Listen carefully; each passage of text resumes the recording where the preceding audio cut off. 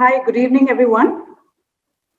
Good evening and welcome back to Triumph and day two of the conclave hosted by Monster.com, India's leading online career and recruitment resource.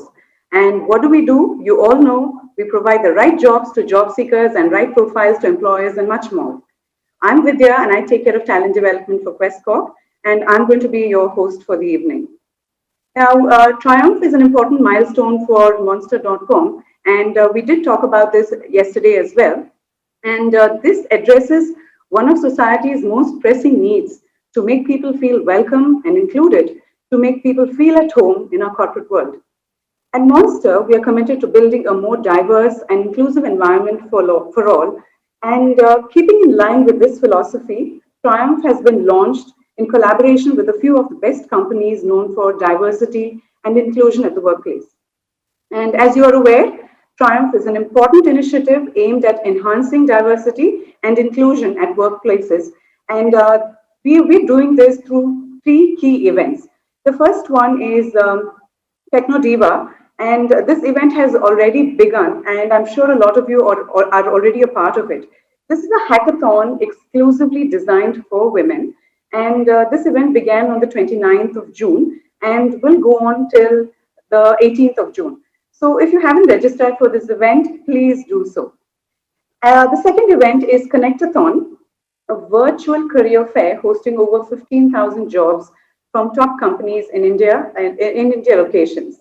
And of course, the third one is this very event called Conclave. This event is a platform through which we aim to promote the concept of diversity and inclusion. One is through online sessions, second is panel discussions and conversations with eminent industry leaders. And we'd like to make a special mention and a heartfelt thanks to the main sponsors for the event, that is Microsoft, Chubb, and BNY Mellon.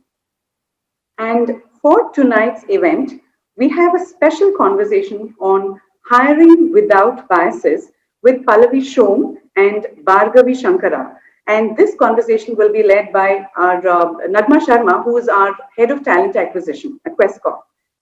Following this conversation, we have a very interesting session called Making It Count. And this is by Prerna Mukherjee. Now, let's start with the first event.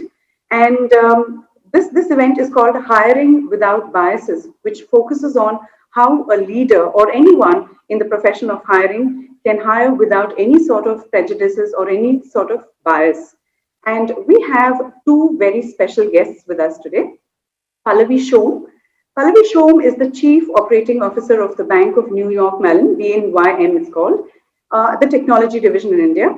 And she is also the Global Head of Strategic Vendor Partnerships for Global Operations and Technology with teams in the US and in India. She is on the board of BK Technology India. In Pallavi's 26-year of corporate career, she has been a part of firms such as Fidelity Investments, Standard Chartered Bank, and British Telecom. And Pallavi is also passionate about mentoring and coaching on leadership, management, executive presence, and personal branding. Now, this is Pallavi for you. The second guest we have today is Bhargavi Shankara.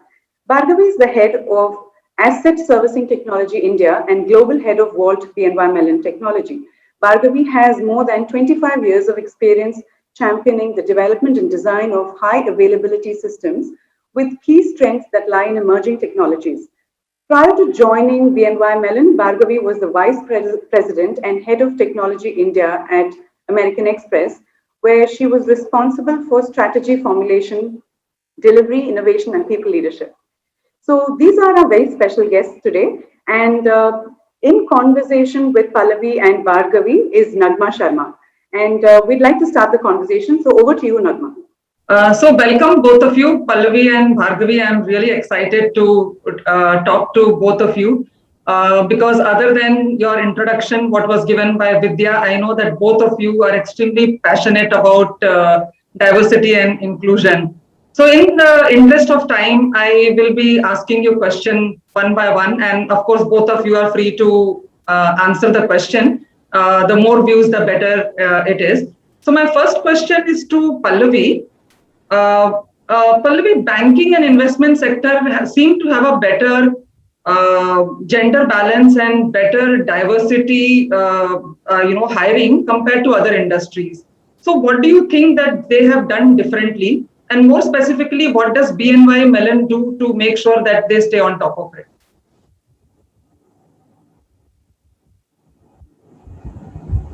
No. Okay, Bhargavi, you can answer that. You want me to repeat the question? No, I heard the question. And I'm just thinking what happened to my backdrop as Pallavi was talking about her.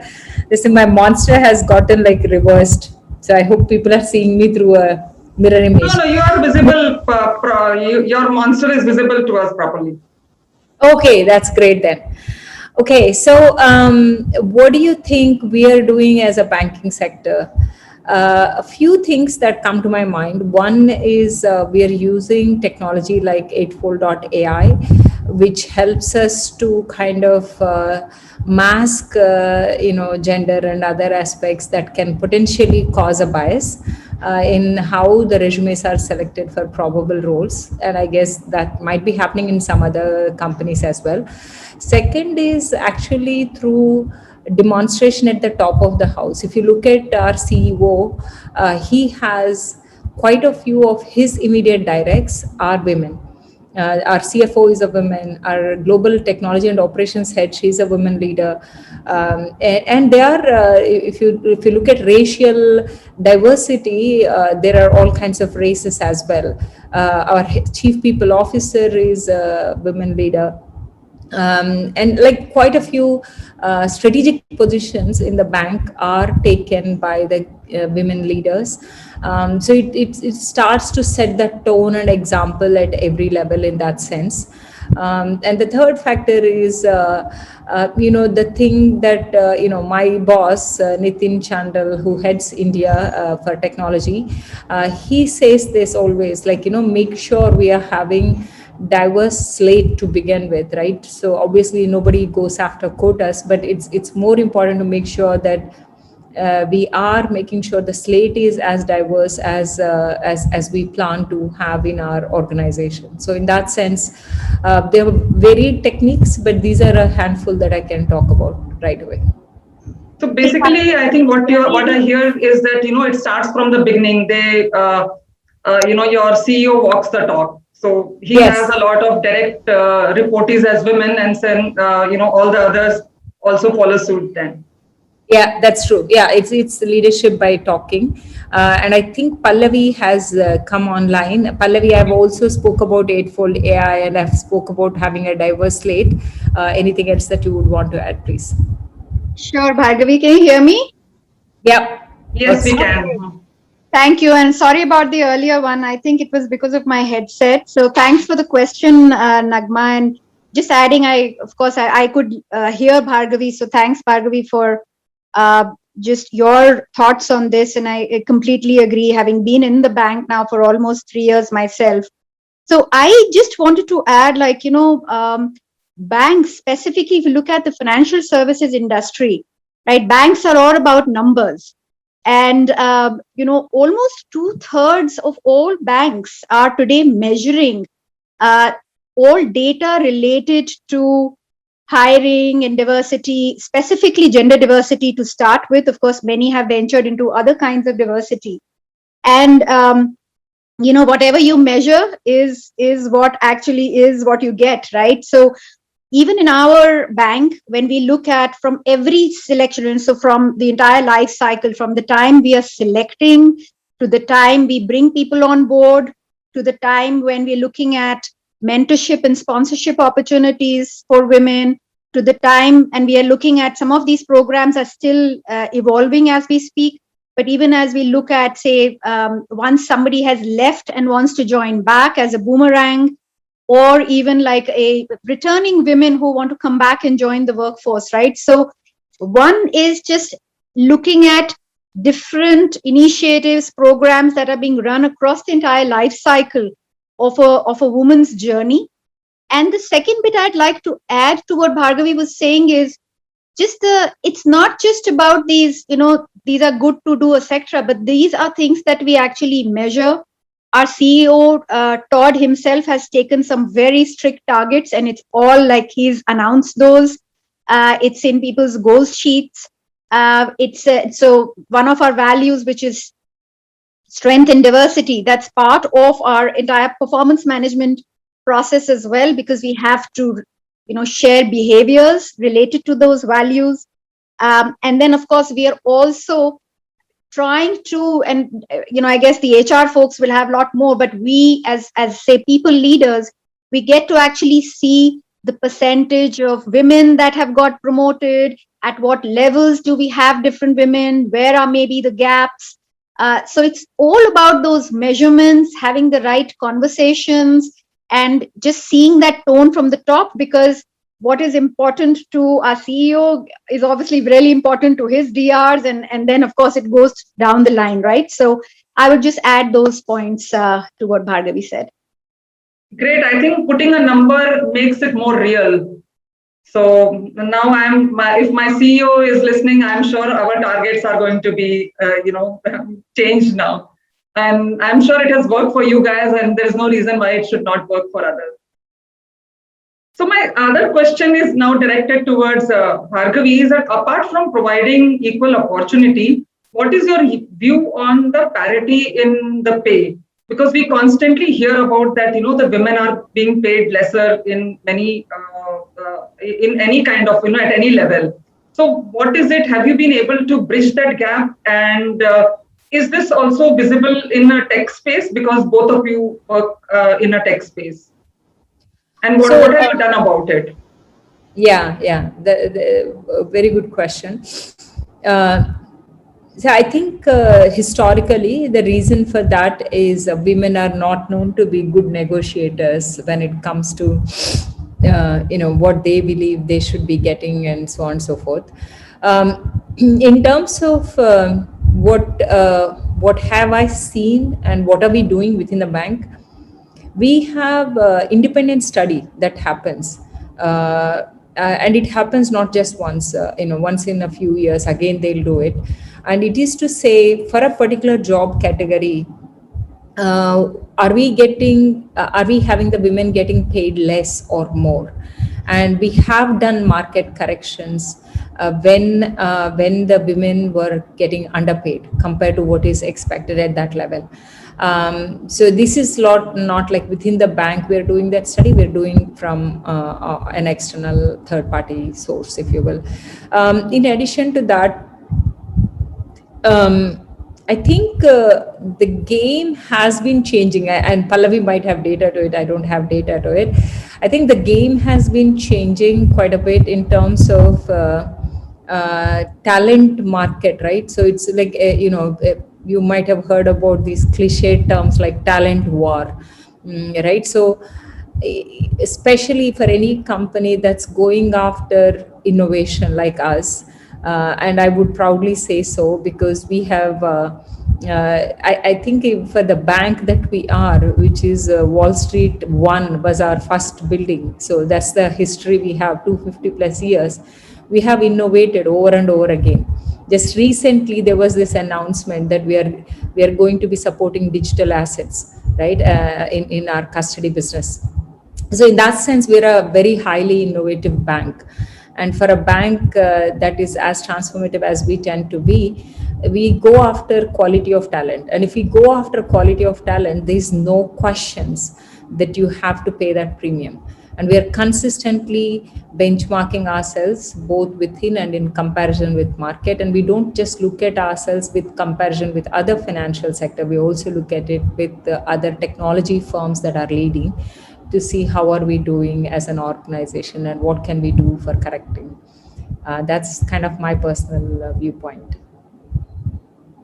Pallavi, anything you would like to add to this? No, I think Bhargavi covered it. I think the important thing is continuously challenging oneself, going out into the market and getting a third party's opinion.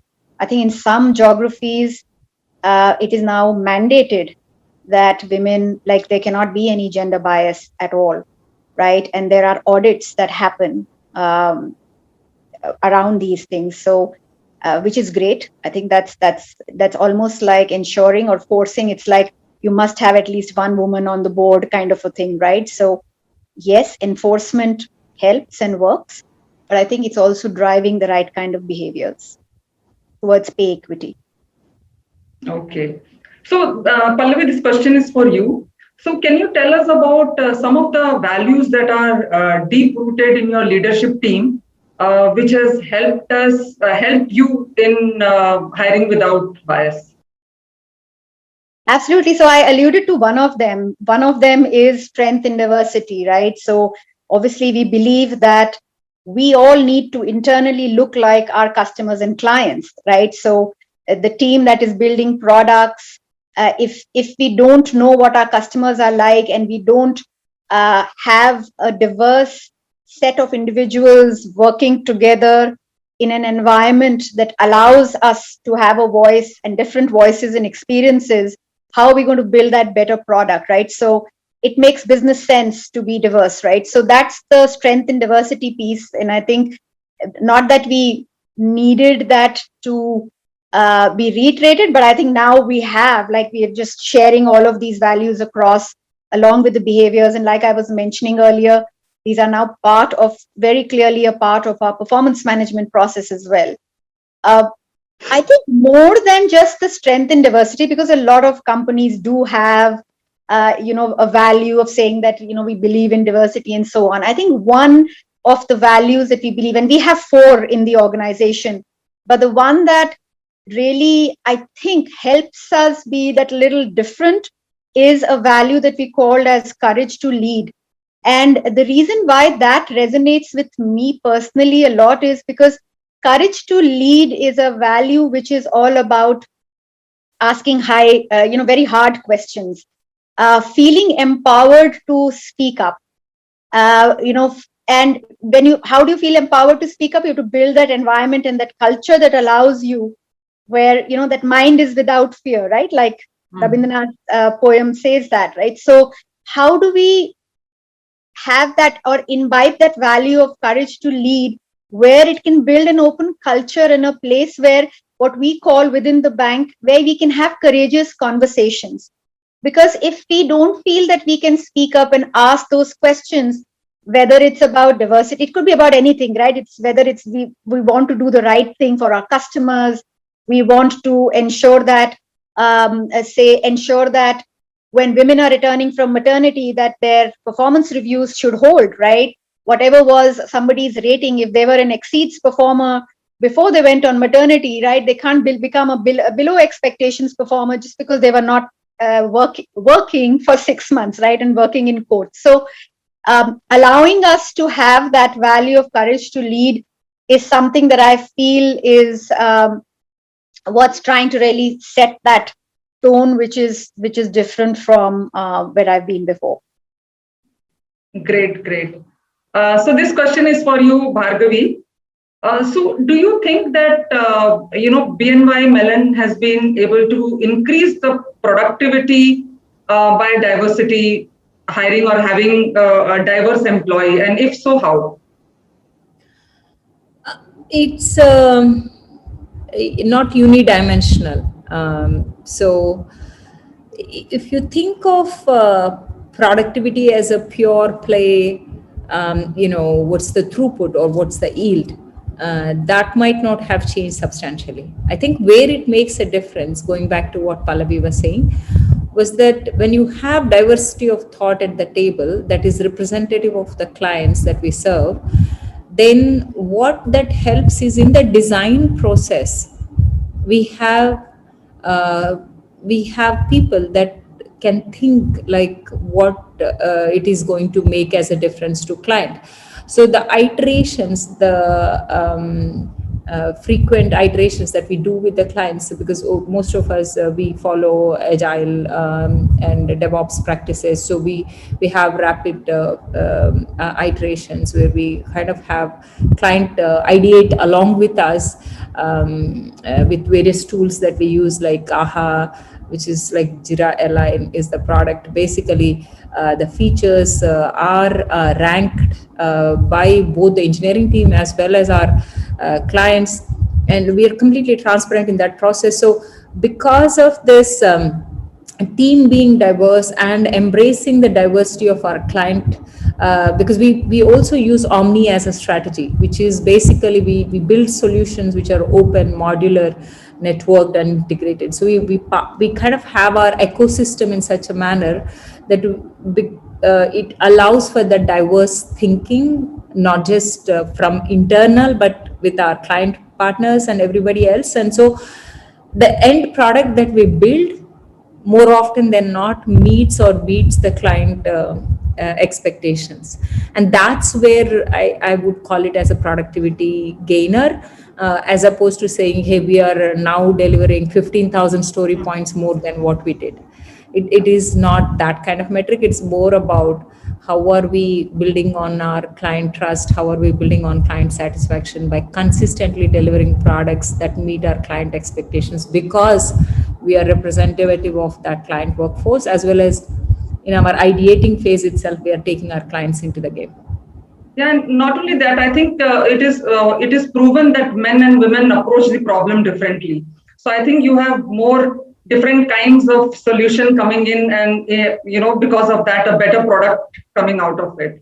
Yes. So yes, thank you. I think that was a very well articulated answer. So another thing that I wanted to ask Pallavi was that, while all the organizations are doing a lot for, diversity and inclusion, what message you have for our audience? What should they do to overcome their own biases? So like yesterday, Suraj, our group CEO, was mentioning that the biggest weapon in the hand of an oppressor is the mind of an oppressed. So till what will you give? What will be the message for you, to our audience, that how should we overcome our own personal bias? I am dark, I am short, I am tall, I am not that intelligent, I may not get here. So what do you advise them? That's a great question, Nagma. And, it brings to my mind a video I had seen of Oprah Winfrey, right? And I hope most people would have heard her or seen her on television. She talks about this concept of tapes in our head, right? And what she means is that we all have a tape running in our head, which can mostly it's because it tells us we are not good enough. And what you alluded to, right? The mind of the oppressed, right? It's all in our head. It's all inside us.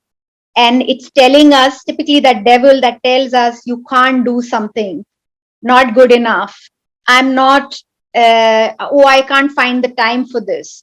If I raise my hand for this, like who'll look after my family, right? So before we can even think of the art of the possible, we are already telling ourselves inside that what is going to make it impossible, right?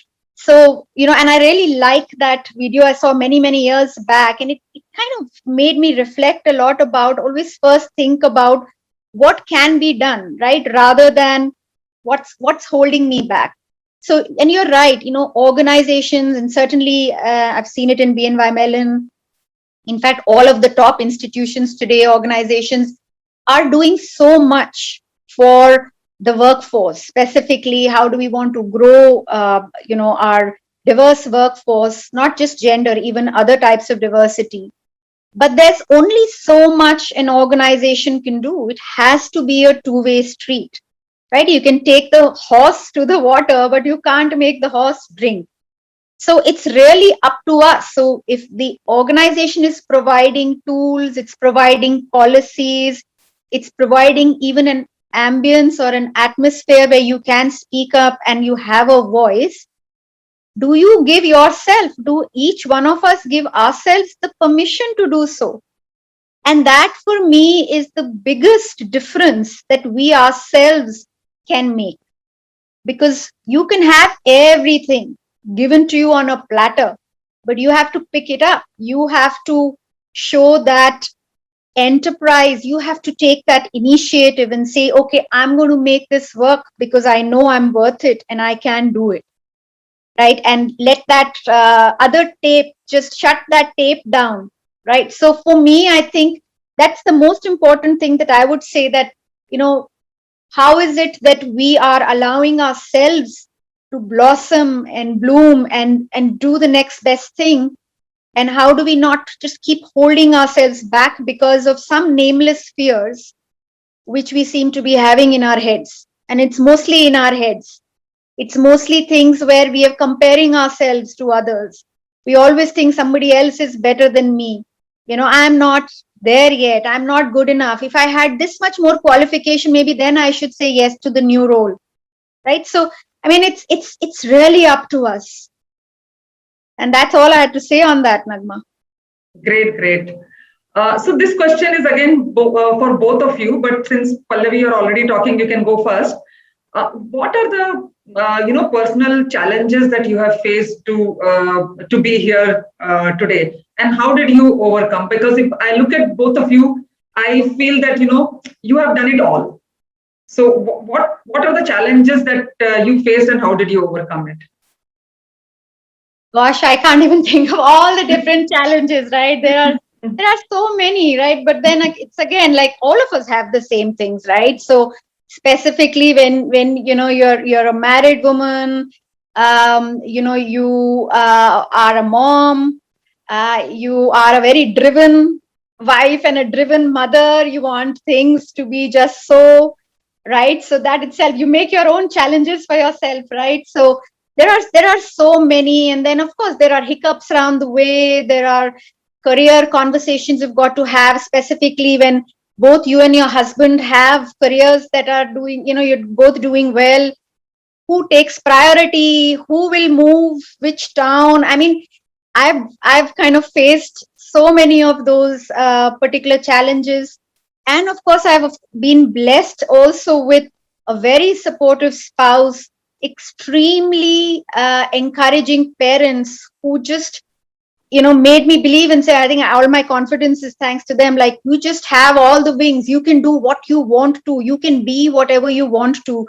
So I've grown up in an environment where I've learned that I can do it, right? It is possible to do it. So yes, you always have those challenges, but I've never and Bhargavi says something really nice. I've heard her talk in other forums as well, and she's made this comment that don't treat your career or your job as as an accessory, right? That today it's looking nice on me, so I wear it, and the other day let me give up. Because one of the first things that we women tend to do is, let's quit our jobs, right? I am going to get married, let me quit my job. I'm going to be moving town, let me quit my job. I'm going to be a mom, let me quit my job. Or let me wait for a few years till my child is older, then I'll go back, right? Like, there are so many of those things. But if we say, okay, there is no way that I'm going to, because a man doesn't think like that. They don't think that, we've got married, so let's take, not, I mean, they have no such option. Why is it that we think it's an option? If it was not an option, if the career or what you want to do, if that's what you want to do, of course, right? And again, to each his own. I'm not saying everybody should be working or have a career, but if that's really what you want to be and you aspire to do, then you've got to think, okay, I have this happening in my life. What is it that I need to set or put right or get organized behind so that I can continue with what I'm doing in my career as well, right? So it's no longer an option that, hey, but I'm going to leave my job. So, for example, when my husband was moving towns, right, and when we were moving to Bangalore, I was doing really well in Stanchart. We were based out of Calcutta at that time. My son was small, and he got a really good position at that time with GE. And I was like, in absolutely no way was I going to leave my job, right, and move to Bangalore. So I spoke to the folks at work, and I had to make a big change because I was in the front end at that time when I was in Calcutta, managing all front end clients, customers, high net worth clients. And the only roles that I was getting, because I was keen to stay with the same company, I checked with them, was that you have to go in and do something completely, manage operations, back end, work with vendors and so on. But I was like, hey, that's fine. I'll get to learn another side of the bank and of the industry, right? So I think it was never a question that I'm going to leave. but what is it that I can do so that I can continue to learn and grow as well, right? So it was always about it'll work out. And one message I want to share with everybody is, like everything in life, everything's temporary. Problems are temporary, and so are good times are temporary as well. So nothing will stay the same, right? And during the times when we feel we can't move ahead or there's such a big thing happening, remember that, it's a cycle. Things will change, right? And typically they change for the better. Because when you look back, even if you've gone through a bad episode, which you think is bad, when you look back, you realize, hey, that was good for me because this is how it helped me grow, right? So I think just how I looked at my challenges, I guess, was this, just that belief in myself. And one more thing that I think that helped me a lot was just the fact that I was okay to take risks with new roles, new managers, new cities that I wanted to work with. I didn't let that bother me too much. Some people feel I can only do well if I'm doing this particular role or this particular, I'm working with there is a continuity and stuff like that. Yes. Yeah.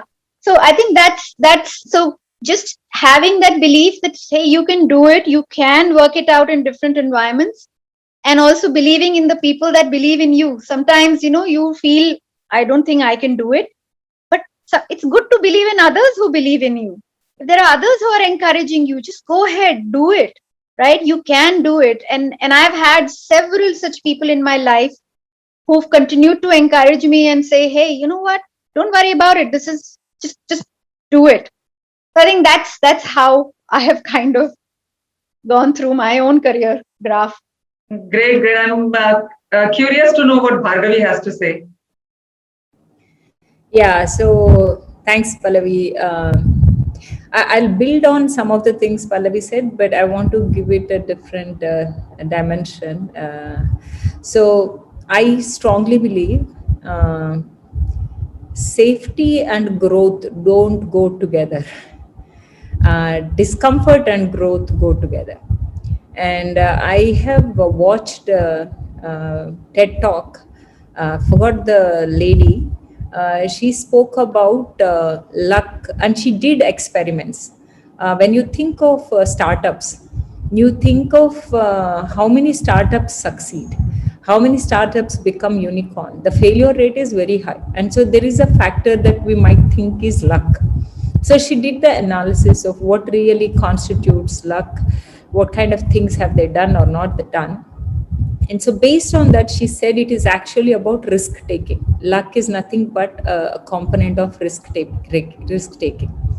Because you asked me what got me here, so I want to differentiate between what was my necessity versus what has been my ambition. And so my necessity has led me to have a job in the first place. I did want to be financially independent to support my parents because I'm the elder daughter, and I have one younger daughter who's not working. And the parents lost all their wealth due to several unfortunate events. So for me, if I wanted to support them, I didn't want to rely on my husband. So I ended up having to have my own job. But it was just a financial need, nothing more. Ambition started much later. So I started my career in 94, and my ambition really got triggered 20 years later. So in 2014, I really wanted to be the best I can be. Not that I wasn't doing my job good, but I didn't know how far I could go, how high could I go in a corporate ladder. Those ambitions did not come.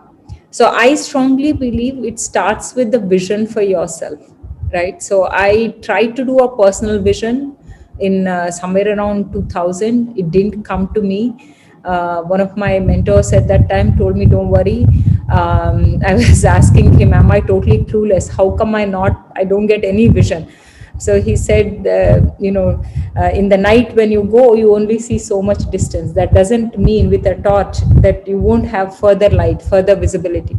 So he said, when the time is right, you will get that, but you're ambitious, you're doing right, so keep going at it. But I tried again. In 2016, I actually had a vision of what I wanted to be. And I really wanted to be a global CIO. and for a Fortune 100 companies. That's how specific and precise I was. And 2018, I became global CIO for corporate technology in Bank of New York Mellon. And I believe that wouldn't have happened if I didn't have that vision. There are two more related aspects. So when you want to think of anybody in the topmost ranks, be it corporate senior roles or entrepreneurial, the thing is you need to be okay to challenge people who are above you, who are your peers, because you have to have that genuine passion to grow your business, to grow your company. Those have to be bigger than your individual ego or your discomfort with talking with a difficult person. All those things come in your mind when you really want to raise the bar, right? When you want to raise the bar for the organization, for your team, for your clients. And that kind of hunger will only come when you're genuinely passionate about the key outcomes that you're going after. And if you're having that, then you'll take those risks, right? And when we talk about risks, and I'm trying to circle back to what I started off with, one risk in one area builds you stronger, and that gives you a multiplying effect, right? So I'm an athlete also, quite by accident. I ran several full marathons. Like most middle-aged women try to prove that they are still young, so it's in the same category. But what is interesting is this arm you're seeing is bandaged because I picked up bicycling about 4 weeks back for the first time in life. Now, if you ask my mother, she'll say, "What's wrong with you? Because you're too old to be doing it." But I learned it and I was quite fine anyway. So recently I skidded myself. But these risks, I never knew that I could learn how to balance myself, how to ride a bicycle.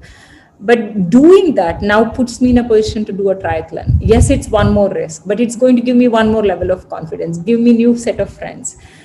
Social risk, being able to talk to a stranger, being able to sign up on a platform like this. Emotional risk, being able to share openly about yourself. Think of children in an elevator. They become friends within no time because there is no guarding my inner ego, right? I'm open to saying, hey, I really miss somebody, or I need a hug, or whatever that is. As we keep growing older, we keep having this big wall of armor. We don't want to be sounding vulnerable. And all of those actually reduce your level of impact, reduce your level of trust building in the organization, right? So intellectual risk, I keep reading books all the time. The most recent book I have read is fantastic. It's called Range. If you haven't read it, go for it. It talks about, in the olden days, we used to talk about 10,000 hours of mastery in a particular craft puts you into leadership position. And that's what Tiger Woods has used, his father has used. From the age of 3 years, he was made to learn golf and he became expert in that. But Roger Federer, on the other hand, did not come into tennis until after 15, 16 years. Until that time, he was playing all sports. So what that says is when you are in a wicked world versus kind world, we really don't have kind world like a golf game. We have more wicked world, and in that it is important to experience the range. So those of us who are forced to do math, even if we wanted to do art, is good. You're learning the range. So anyway, so the bottom line is intellectual risk, emotional risk, social risk, financial risk, physical risk. Each one of them that you do builds confidence in one more direction. And overall, you become this persona that feels, like you have the world to conquer and nothing can stop you, and nothing will stop you because you will find curveballs that you can pass, circumvent, and keep going. Is there a correlation between, I was going through both your, profiles, is there a correlation between successful women and fitness? Because I think I would also very no, I would certainly think so. And I'll quote one more article. That's my most favorite article, which is from Harvard Business Review. And you can Google it up. It's manage your energy and not your time. So all of us have same 24 hours in a day, and productivity is how well you manage your energy. And that managing energy comes from being able to manage your body, mind, emotions, and soul. And so it's the entire well-being. It's not unidimensional again, but fitness is a fundamental building block, because this is the being that is getting carried in this body, and if it's too heavy and you can barely walk, I think it's going to be a bit problematic. But I have seen some women who are quite chubby and they're doing fine as CXOs. So I don't think that that is probably true of everyone, but I personally have a correlation with my body health being directly linked to my mind health. One last thing I'll add before I give it back to Pallavi is that I used to have this story in my head, because we are the stories in our head. For many years, I used to think of myself, you were talking about oppressed versus oppressor. My story in my head was that I was being used, I was being ill-treated, or I was a victim. Everybody was taking advantage of me. And all I needed was this one solid person that I could throw my whole self onto. And so my story was, I was a creeper. I needed a solid rock, and I was a creeper. If you look at all our mythology, everything, right? So we say Lata is what we correlate a woman to. And all these filmy things also talk about the same character of a woman who is like delicate, vulnerable, and sweet, right? So I changed the story in my head in 2014. Don't ask me how, why, I don't even know. But I changed the story in my head that I'm a banyan tree. So it's only 2014 that I changed. And I said, I'm not a creeper, I'm a banyan tree. And that meant that banyan tree doesn't need a support. I am the support. And I give that support whoever needs, right? So then I'm not being victimized anymore, because I'm serving of my own choice, right? I'm helping others by my own choice. Whether they're deserving or undeserving, those questions don't come, because banyan tree does not discriminate, right? So just that change in my story, none of my external circumstances changed, but how I responded to the world around me changed completely. So again, body, mind, and meditation. Obviously, I know Pallavi does meditation. I do meditation. That's the only known technique to change the response to a particular stimuli. So it creates that pause. So body, mind, emotions, and soul, all four, investing in that gives you that longevity. Sorry, Pallavi, go ahead. No, I love, so by the way, I love that book. I also recently finished a David Epstein Range. And the reason I picked it up, Bhargavi, was because I love the title. It says it's for generalists in a specialist world. And because I'm a complete generalist, jack of all trade, master of none, for me, I was very curious to read a lot more about it. And I loved it, right? Because I think different experiences, and it kind of helped just reiterate the messaging that I have in my mind, that and because I love to do multiple things, I like to be involved in many things at one time. I just don't like to do one thing. That it's so important that you do and try different experiences, even within roles and rotations, or new bosses, new teams, new networks, new stakeholders, clients, right? Countries, like all of that.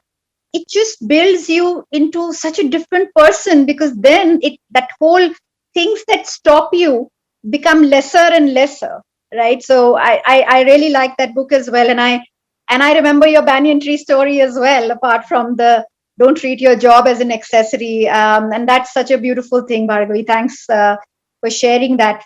I think I just add, I think Bhargavi covered it all. I think energy for, and specifically for, one is women. I'm certainly of that age where, if we just have to look after our health, and not just at an age where you reach, my age, but even for whenever you are in this journey starts early, right? Any kind of inactivity in my head is equal to lethargy. And when we have lethargy, that lethargy is also leading to slower thoughts and kind of that lack of energy, right? So for me, I'm just by nature an active person. And while I don't have any marathons to my name, but I have, again, through that range of things, I have tried almost everything, and I enjoy a range of activity, whether it's kickboxing or yoga, or just sitting and listening to a bhajan and focusing on my breath, or just doing om chanting. Like, it could be just about anything. And I just ensure consistency. I just ensure I do something every day. And it could just be that today I would just do various types of stretches. It could be just about anything.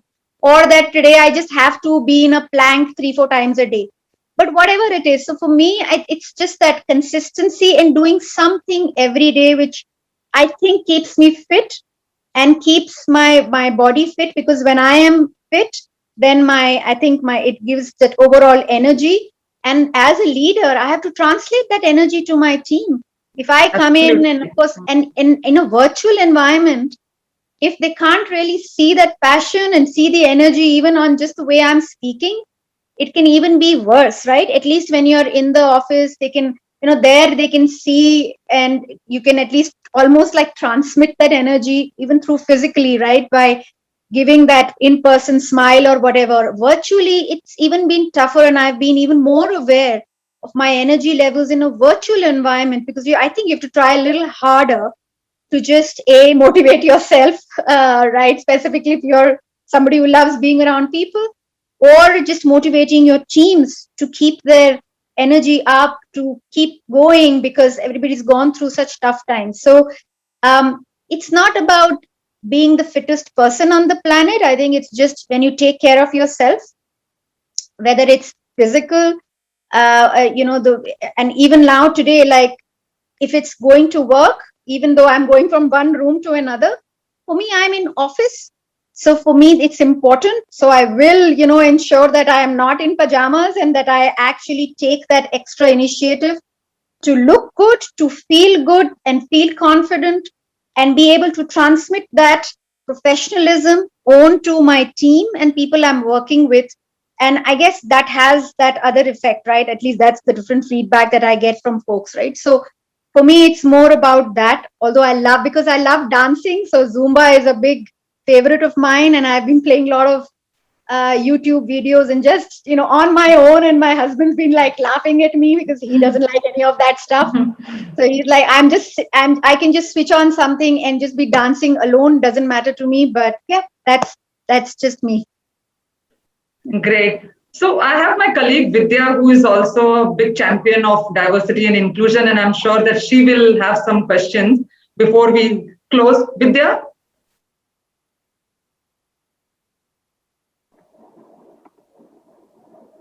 Yes, Nagma, thanks for, letting me ask a few of my own questions. And actually, I don't have too many, but I was just curious about, one thing, and this is for Bhargavi or Pallavi. Why we're talking so much about, hiring without biases. What I wanted to know is, early in your career, have you faced any kind of a bias in an interview when you were right there? And how did you handle it? I mean, of course, at this age and this, after having these many years of work experience, it's a lot easier to handle this. But, right at the beginning of your career, have you faced anything of that sort where, and how did you handle it? So I can go first, and then you can join. So in my early on career, I really didn't face any kind of bias in the interview process. In fact, I was like the cherished child, if you will. When I was first getting interviewed for Texas Instruments, I was picked for enterprise computing group, and that was like elite group, all senior member technical staffs and fellows. They only hired me from campus because I had done a lot of work in distributed systems, and they were mostly coming from legacy platforms.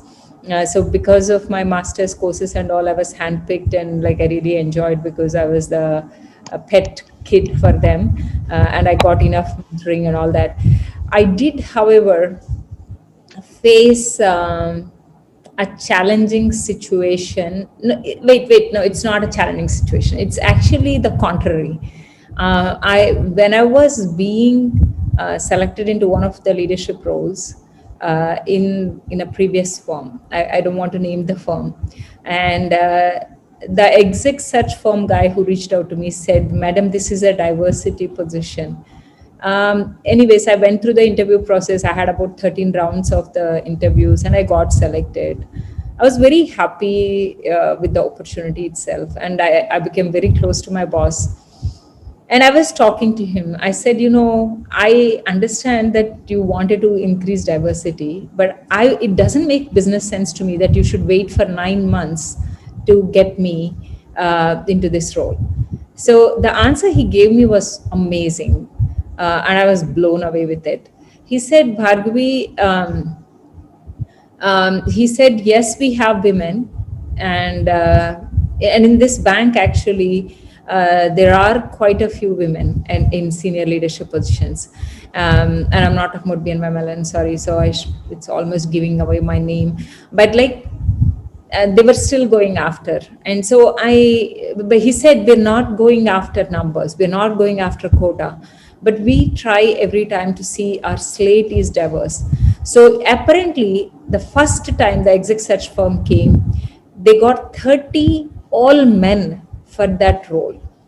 It was a senior leadership role. All 30 were men.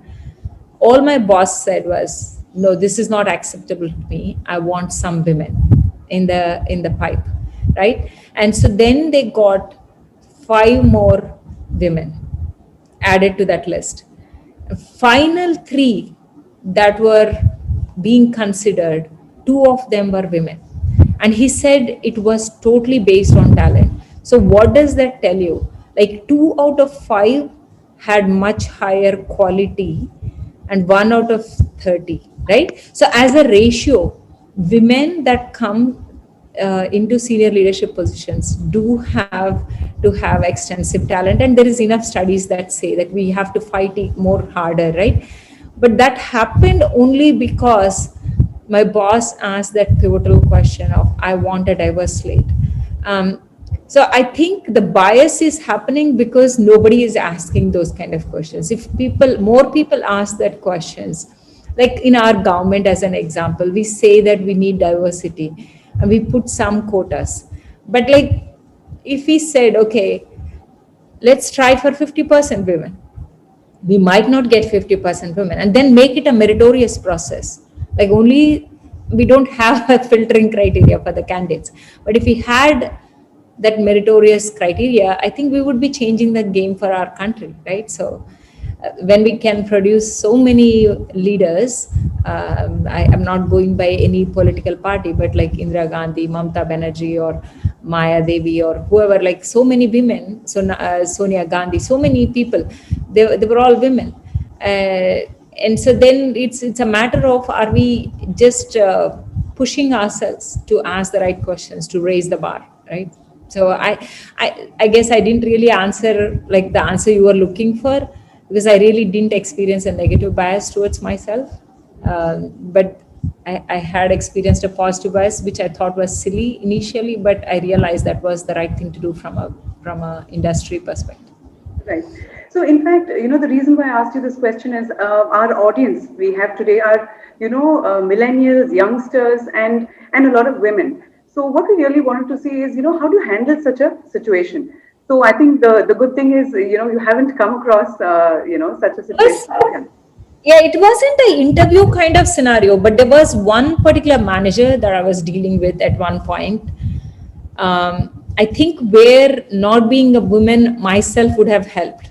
So the kind of bias I had experienced was that, it wasn't a game outside, it was my internal head game, right? So he was very, I am lacking politically correct words here. He was totally an asshole, right? Sorry, please don't record that part. But the whole point is, he was trying to make my life miserable for questions that I might have answered a year back or some other time back when we were both peers, and then he became my boss, right? And at that time, whatever I had done to challenge him, he was taking it out against me when I started reporting to him due to an org change, right?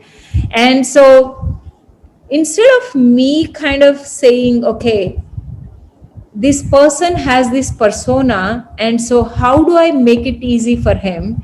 I started taking it personally that, he's just doing this to me. And this was before my Banyan story. And I was like, I used to prepare myself, and there was an exec coach who offered this advice. Before you go into that meeting, make yourself big. Think of something that gives you power. So I used to think of how my grandfather hugged me, or an event where I came 13th in the country, or something else. Got all bullied up, went into that room, again came back feeling miserable about myself, crying, feeling unhappy. But the whole point though is I could have changed, and I have changed. After that experience, okay, anyways, in that company, I left the job because I just couldn't handle it anymore, and I moved on to another job. But in another job, I had another woman who was really suffocating me. But in this scenario, what I had done was I had gone underneath the layers to really understand what was the cause of her discomfort. And this might sound like not right to you guys, but nobody wakes up trying to mess up with your lives. They are surviving. They are using their devices to protect themselves, in that process causing you some harm. So you need to understand what's causing that panic in them, and how do you put your proposal or your approach in a way that it can become a win-win for both of you. And I was able to change that story with this lady. It could have really, and in fact, she openly admitted that she was afraid of me, and that she felt insecure with me because she found me very strong technically. And then I actually embraced her and kind of made a win-win presentation where both of us co-presented. I highlighted what her strengths were and how can she make a difference to my product, variety of things, because she came from customer service side. But that combination worked out really well. So if you can peel underneath the layers, there is a human, whoever that jerk is, there is a human underneath who is just fighting or flighting his own responses. So you need to understand that underlying concern and see if you can help that person in that process. If nothing, you will feel good about your own ability to cope with the process. So that's my 2 cents. I don't know if it makes sense. Right. I think that's a really good tip, Pallavi, and it does not really matter. I think whether you're a youngster or even really, really experienced. I think this really applies, into life. I mean, in personal life as well. Try to understand what the other person, or where the other person really comes from. Thank you for sharing this tip, Bhargavi. And what about you, Pallavi? Would you like to share any experience of yours? I think again, I haven't really faced any bias, to be honest, at least during a hiring process. I have certainly faced bias when I rejoined work after my son was born, where one of my bosses so many years back actually turned to me and said, while we'll give you the best rating because, I'd been doing well, he says, we are going to be holding back your bonus because since you weren't there, the rest of the team picked up all of the slack, and, they are the ones who deserve the bonus. So we will not give you any bonus this year. And, innocent me at that time was like, oh yeah, absolutely agree. I wasn't there. And that was me many, many years back. So more than 22 years back, right?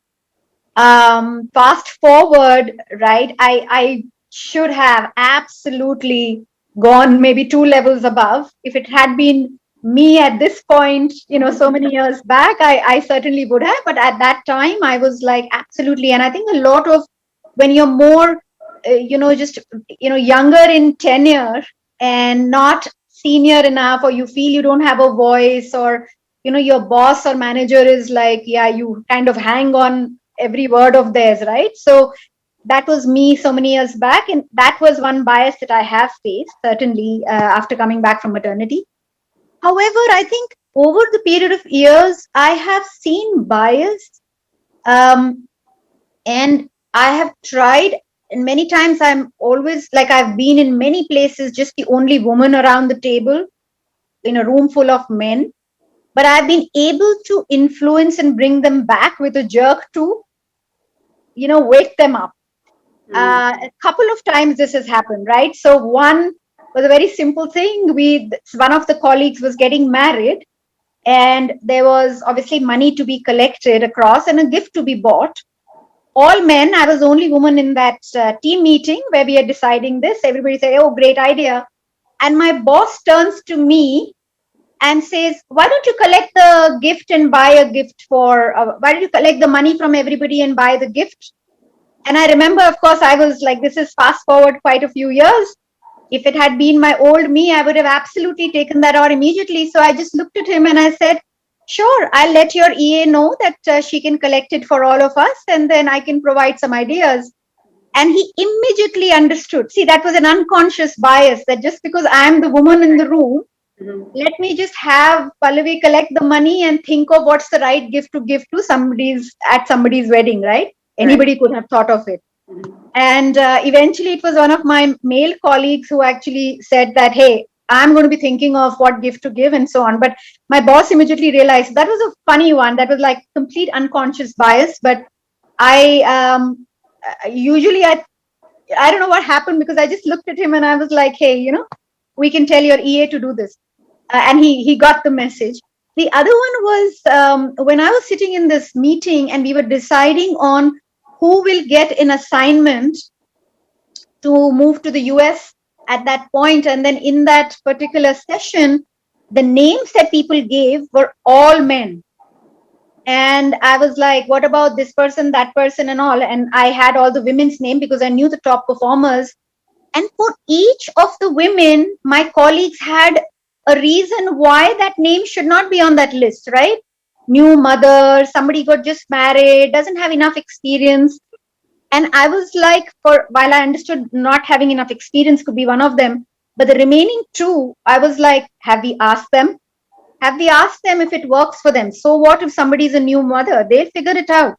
But if they are the right person for the role, have we asked them, or are we making assumptions?